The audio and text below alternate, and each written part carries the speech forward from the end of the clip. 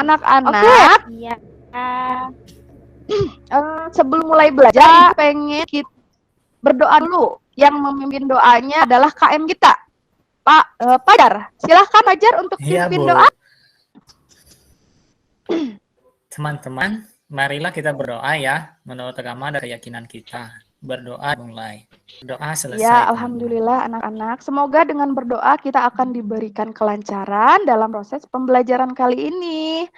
Oke, Ibu lihat di tayangan Meet ini, sepertinya semuanya hadir ya. Siapa yang tidak hadir? Hadir semua, Ibu.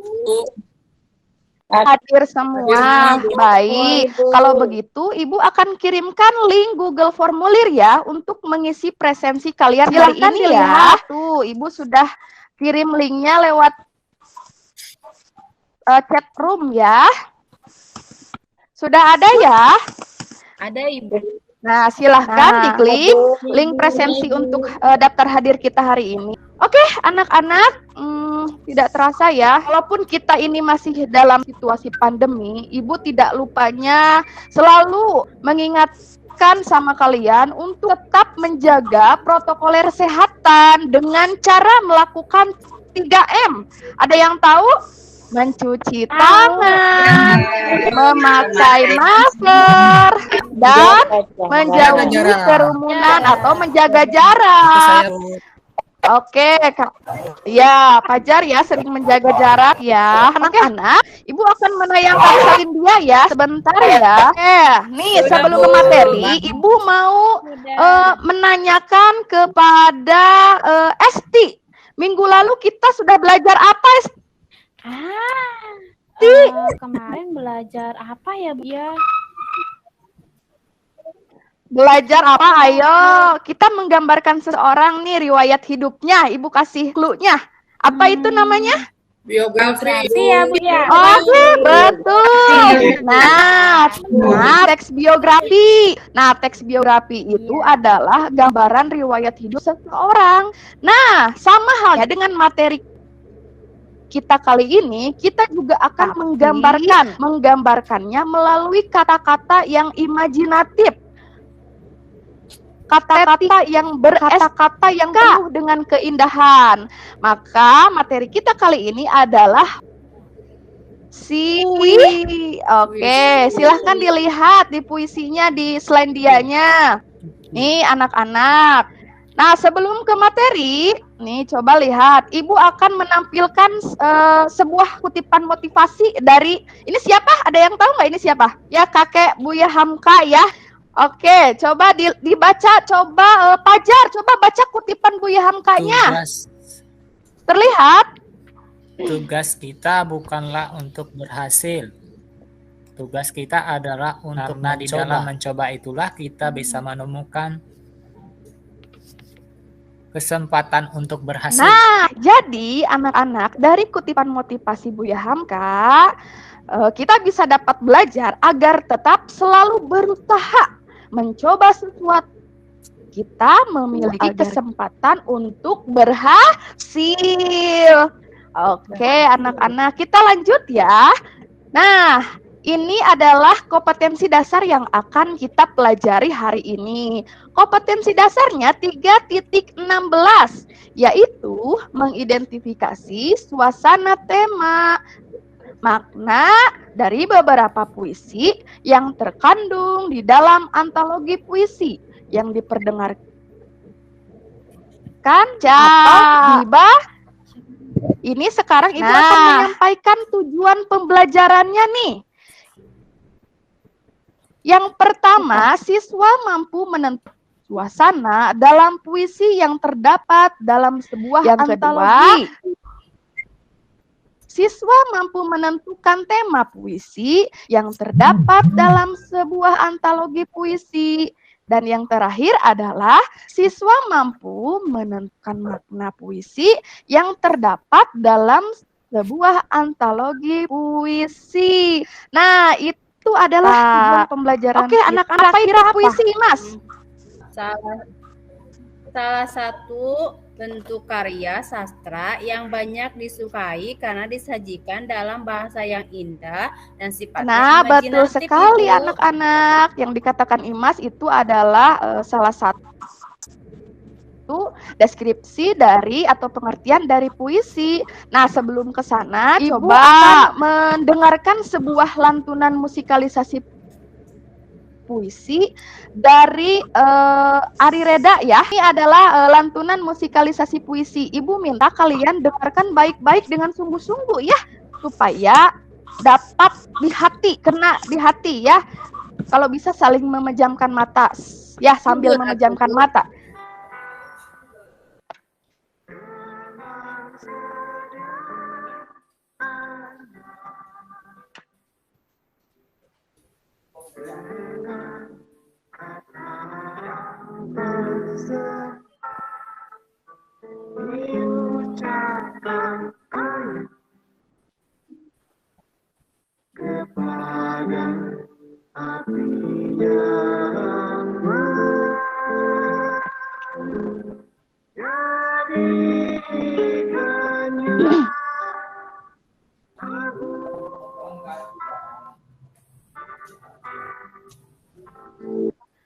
Nah, oke anak-anak, sedikit saja ya lantunan dari musikalisasi puisi yang dibawakan oleh Ari Reda ya, yang berjudul Aku Ingin, karya Sapardi Djoko Damono.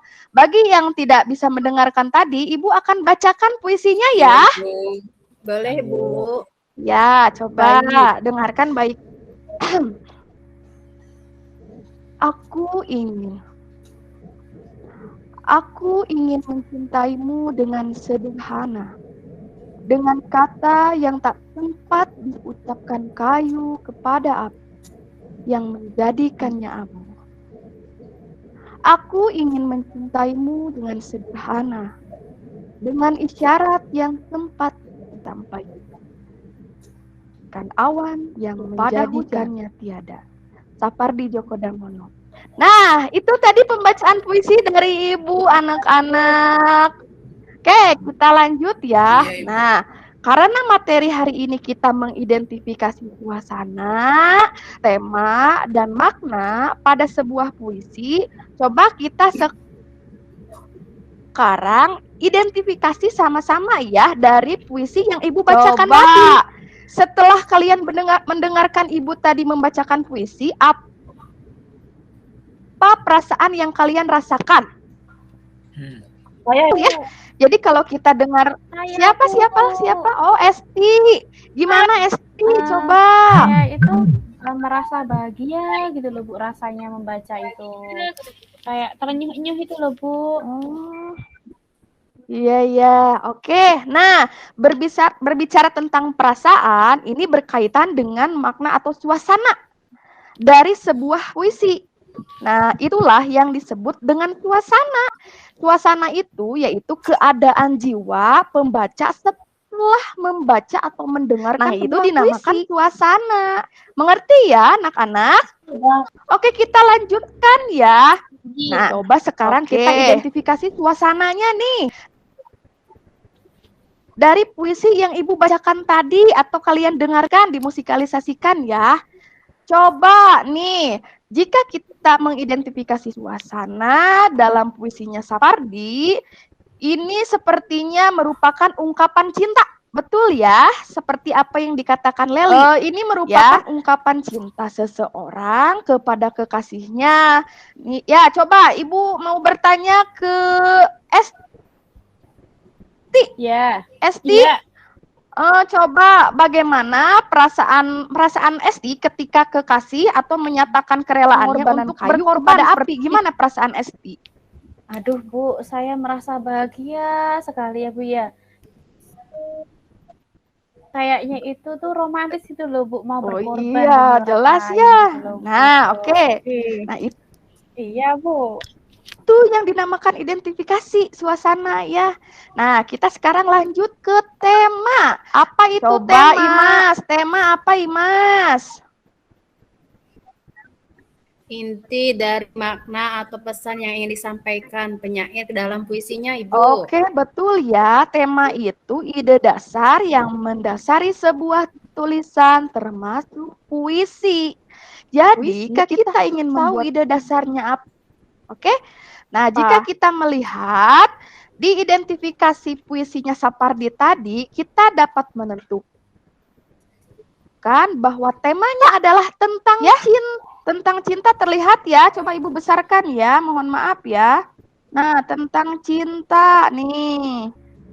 Dilihat dari mana nih kalau temanya itu tentang cinta? Kita bisa lihat dari kata kunci. Kata kunci itu apa? Kata kunci itu kata yang sering diulangi. Nah, dari Pardi kita dapat simpulkan ada kata atau kalimat aku ingin mencintaimu dengan sederhana diulang sebanyak 2 kali. Nah, maka dapat tema dari puisinya Sapardi adalah tentang Cinta. Oke, anak-anak. Nah, itu adalah sebagian materi dari identifikasi puisi. Nah, sekarang Ibu minta kalian membuat kelompok menjadi 5 atau 6 orang dalam satu kelompok ya. Ibu tentukan saja kelompoknya ya. Oke, ya kelompok. Kita ada 11 orang aja, Bu. Oh ya, boleh. Kalau gitu jadi 3 kelompok saja ya. Iya, Bu. Kita kelompok 1 Ibu pilih ketuanya saja ya. Ibu pilih kelompok 1 Imas. Iya, Bu. Kelompok 2 S. Kelompok 3 Leli. Kelompoknya sekarang Ibu akan membagikan LKPD lewat WA grup saja ya. Grupnya ya. Ibu akan lampirkan LKPD. Sudah? LKPD-nya sudah sampai? Nah, oke. Sekarang tugas kalian adalah membagi tugas dengan kelompok masing-masing. Lalu selesaikan masalah yang terdapat pada LKPD. Silahkan kalian melakukan diskusi via WhatsApp group. Sementara Ibu akan tetap memantau kalian di room Google. Berikan waktu 10 menit atau 15 menit. Dan jangan lupa nanti Ibu pengen kalian membuat presentasinya itu semenarik mungkin. Kalau bisa menggunakan salin dia biar bisa dipresentasi didengarkan dan teman yang lain. Nah, silahkan mulai untuk diskusi ya. Iya, Bu. Ya, Ibu. Lihat lagi sudah selesai belum? Sudah ya? Sudah, Bu. Sudah disajikan lewat PowerPoint? Sudah. Oke, sudah.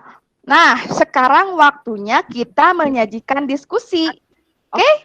Ibu, kalau begitu Ibu akan memulai dari kelompok 1 dulu. Nah, kelompok yang lainnya bisa menanggapi kelompok 1. Oke? Coba kalau gitu Ibu pengen kelompok Imas dulu deh. Iya, baik. Coba. Oke, silahkan hasil diskusinya dikemukakan. Dari hasil diskusi bersama teman-teman, kelompok A adalah tema yang diangkat pada puisi ke-1 yang berjudul Pada Suatu Hari Nanti, karya Supardi Djoko Damono adalah harapan dan kesetiaan seseorang. Suasana yang tergambar pada puisi tersebut, perasaannya kesetiaan, dan terdapat dalam kata aku menggambarkan kehidupan seseorang yang dicintainya setelah jasadnya tiada kelak. Terus makna dari puisi Supardi Djoko Darmono adalah harapan atau pesan yang ingin diungkapkan penyair kepada orang-orang yang dicintainya. Seperti itu Bu hasil diskusi kami. Terima kasih. Iya, Bu. bagus sekali ya Imas dan kelompoknya. Coba ada yang menanggapi kelompok Imas? Tidak ada ya. Kalau begitu Ibu akan lanjutkan ke kelompoknya Esti dan kawan-kawan. Coba kemukakan Esti. Baik, Bu. Saya mau menyajikan hasil presentasi ya, Bu ya. Dari puisi Sapardi Djoko Darmono yang berjudul Aku Ingin. Di sini temanya adalah percintaan. Jadi di sini aku ini sangat setia kepada pasangannya ya, Bu ya. Iya. Terus Di sini suasananya romantis, Bu, bahagia, Bu, karena punya pasangan. Kemudian maknanya Iya, maknanya betul. ini ada ungkapan cinta, Bu, seseorang kepada orang lain, Bu. Gitu. Terima kasih, Bu. Ya, betul, betul. Bagus sekali ya Esti dan kawan-kawannya. Coba sekarang yang terakhir, kelompoknya Leli, silahkan. Baik Ibu, terima kasih. Saya akan mempresentasikan hasil diskusi kami dari puisi yang tadi disampaikan. Ada makna yang terkandung di dalamnya. Kemudian suasana yang tergambar itu keromantisan, keindahan tentang seseorang yang sedang dengan penuh cinta gitu ya Bu, gitu. Kemudian mereka juga saling setia satu sama lain. Begitu Ibu, cukup dari saya. Terima kasih. Oke, bagus-bagus ya hasil presentasinya dan PowerPoint-nya pun menarik yang disajikan. Nah, Ibu harap kalian ketika nanti akan melakukan presentasi tetap menggunakan salindia ya supaya lebih menarik ya.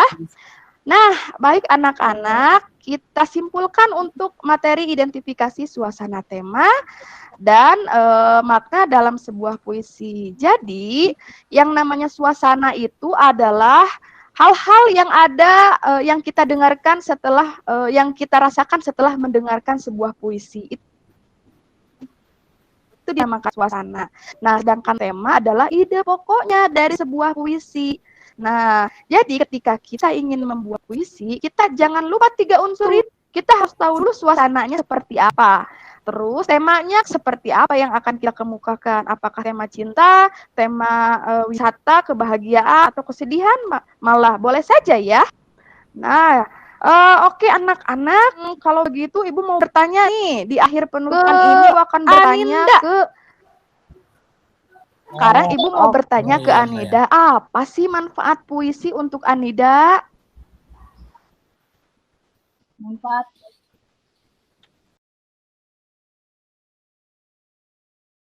Iya. Iya, Bu, ya. Manfaat kita belajar puisi untuk Anida.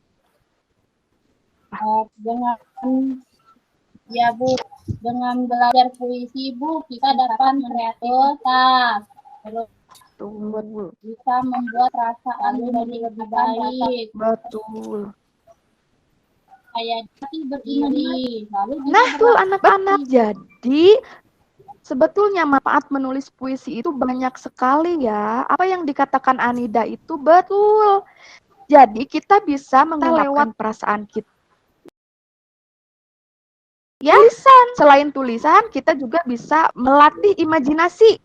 Seperti hobinya Pajar tuh, berimajinasi. Nah, bisa dilatih, dituangkan ke dalam sebuah tulisan. Nanti bisa jadi puisi imajinasinya. Ya, bisa dinikmati. Siap, Bu. Gunakanlah hal-hal yang baik, ya. Baik, anak-anak, untuk pertemuan berikutnya, kita masih membahas tapi yakni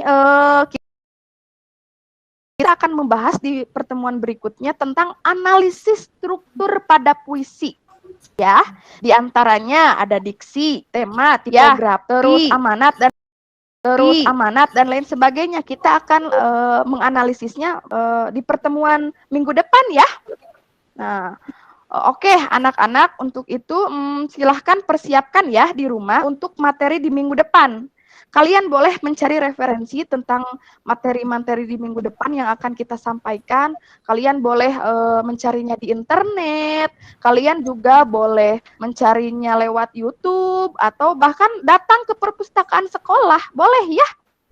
Supaya ada aktivitas ya, walaupun di rumah aja tetap produktif. Ya, jangan hanya melamun. Ya, walaupun di rumah harus tetap produktif. Sekali datang ke perpustakaan untuk membaca buku. Oke. Mengerti anak-anak? Ada yang ditanyakan lagi? Tahu, Bu. Sudah paham, alhamdulillah. Kalau begitu Ibu cukupkan pertemuan kita sampai di sini. Kita akhiri dengan doa hamdalah, alhamdulillahirabbil alamin. Coba untuk menutup, Pajar ditutup dulu dengan doa, Pajar. Ya. Teman-teman, Marilah kita berdoa menurut agama dan keyakinan kita masing-masing. Berdoa mulai.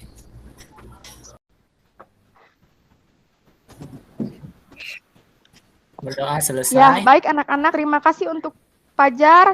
Anak-anak, Ibu tekankan sekali lagi ya, ketika kalian di rumah harus tetap produktif, tetap jaga kesehatan, tidak usah keluar rumah jika itu tidak perlu. Tetap mematuhi protokoler kesehatan. Nanti minggu depan kita akan bertemu di materi yang akan datang. Mohon maaf untuk materi kali ini, semoga bermanfaat. Assalamualaikum warahmatullahi wabarakatuh. Waalaikumsalam.